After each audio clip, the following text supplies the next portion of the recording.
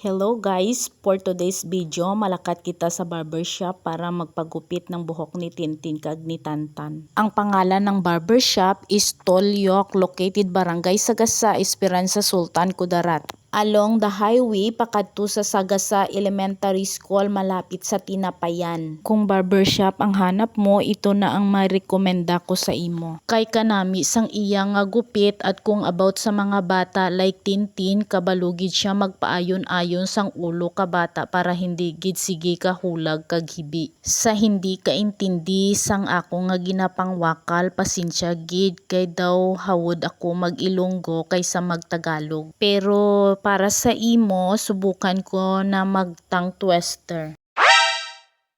Mekaniko ni Monico ang makina ng manika ni Monica. O diba, ang galing ko? Bago gali matapos ang video na ito, gusto ko na pasalamatan ang mga naghatag sang star sa akon sa mga past video ko. Sina Ma'am Barona, Sir Andre Villanueva, kag si Sir Nico Goroy. Sana kita nyo ang amon na Tantan perti ka behave kay ginpangakuan namon sang ice cream.